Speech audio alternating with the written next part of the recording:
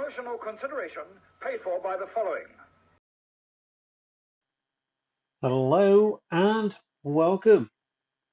Number 210 film on Quick Shot Reviews. Never thought it'd get this far, to be honest with you, but I am absolutely loving film at the moment, and 2023 promises to be something really, really special with the films that I've seen, the ones that are coming up, and everything else in between. This film that I've been to see is Unwelcome. It is a 2022 film. However, I saw it in 2023, so I'll put that on the director card at the bottom of your screen as you're looking for it now. Director is John Wright. Now, uh, this was a preview for me and the others that actually bothered to turn up to the cinema and booked their ticket and actually turned up. For the show is based on uh, a young couple who try and escape their urban lifestyle and move to Ireland after the death of an aunt and being left this really nice house in the middle of Ireland. Obviously, hijinks ensue, and there's a lot of things to unpack in this one. Um, and because it was a preview, I guess this is probably like a pre-review as well. But I'm just going to give you my thoughts. I'm not going to spoil it, as I always say on Quick Shot Reviews. If you want to go and see a film, go and see it. What I think and what you think of a film is two completely different things, and it's important that you make up your own mind. It's what makes us different as human beings, and we should celebrate those differences, even if it does lead to discussions about said films. Because I will like films that you won't, and you will like films that I won't, and then there'll be the films that we all like together. So, without further ado, let's get into the main part of the podcast, and I'll give you my thoughts on 2023's Unwelcome.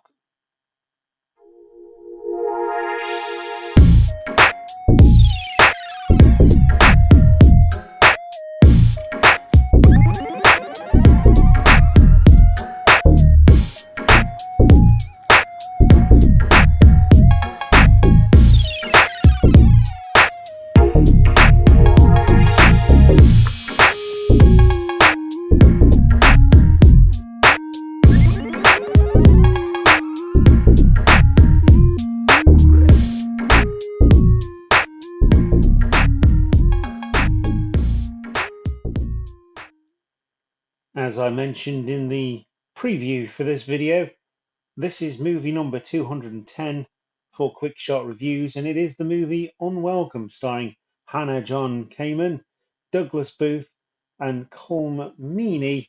And if that is who I think it is, he was definitely a meanie in this film. Director is John Wright. I saw this in 2023.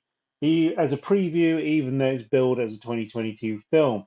I don't know. It was just one of those things with my cinema card. You get Odeon previews. It has officially come out now as of last Friday as I'm recording this. So the story is as follows. Maya and Jamie escape their urban nightmare of London to the tranquility of rural Ireland, only to discover a malevolent murderous goblins lurking in the gnarled ancient woodland at the foot of their new garden. Okay, good setup, really nice sort of idea. I've got some ideas in my head as what that would be if I hadn't already seen the film and I was reading this preview. Uh, Maya is heavily pregnant and is soon targeted by the goblins and the family she befriended after forgetting to make sure the creatures are fed. Who or what will come of her rescue, and what extremes will she go to protect her unborn child? Well, the extremes are not very extreme, actually. This had all the makings of a Shaun of the Dead, uh, Slaughterhouse Rules. I'm just listing Sean Pegg films here. But being a British film, it had, uh, the can't think of the film now, but it is a very good film. I'll come up with it eventually. Um, and it just had one of those things where you would expect it to be your standard British comedy horror.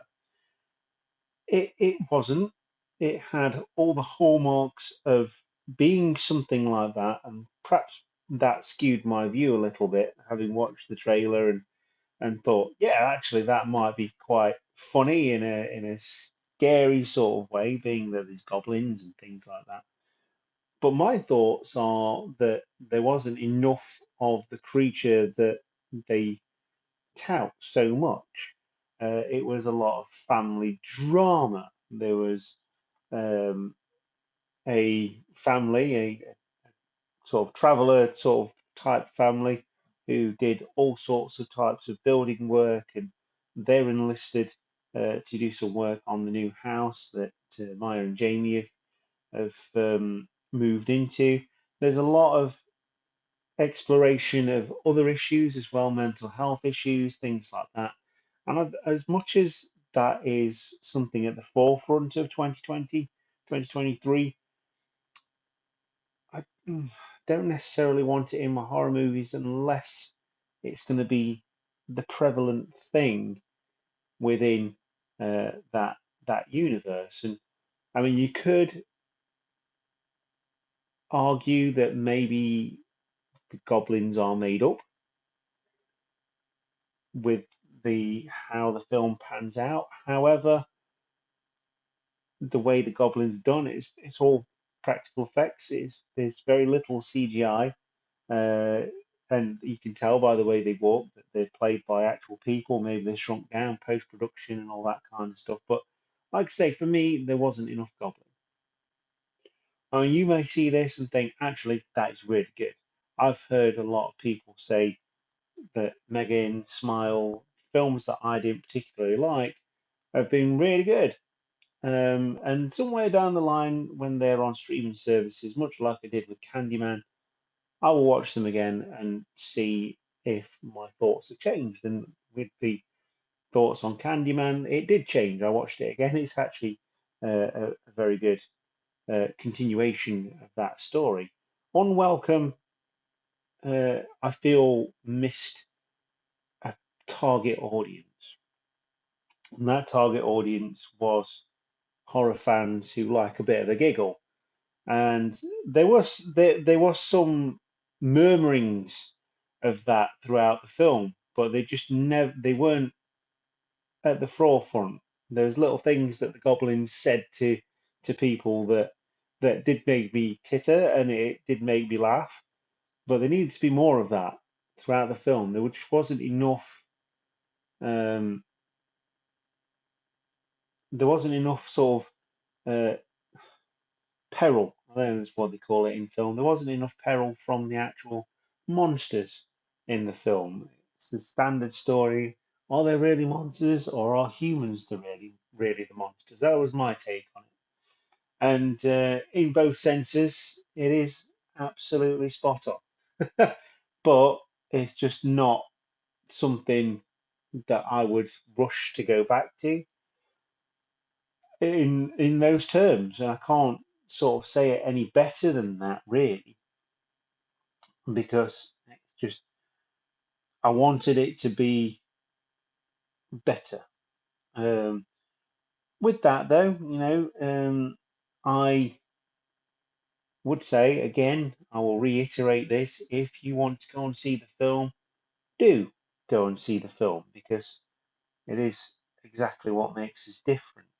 And I think they were trying to almost cram too much into this film for how it played out, and that's a shame because it had a real good setting, it had a real good premise, and it just didn't quite execute it. And maybe in years to come, this will be one of those films that people absolutely adore and they go out of their way to see, and it ends up on in Dead and Breakfast at Derby Quad. Not sponsored, but it's worth a shout out because Derby Quad do something called Dead and Breakfast, where you watch films all night, and if you get through to the morning, you get your breakfast included. Um, that being said, we've got a couple of films coming up. We've got Puss in Boots, we've got Knock at the Cabin, been to see The Fablemans, we've got Evil Dead Rise, which I'm going to book as well as soon as it's available. And we've got a lot of things to look forward to. It's going to be a good year, I feel, in cinema. But if you've seen Unwelcome, let me know what you think. Even if it's an unwelcome thought, then leave us a comment down below the video if you're watching on YouTube, or leave us a comment on the podcast on the social media channels if you found us there. And I will say this: thank you very much for following Quick Shot Reviews. I never thought it would get this big, but that is thanks to you guys for sticking with me and listening to my ramblings. Without further ado, you are the Cheap Shot Nation. I am your host, Luke, and keep watching those movies. Goodbye.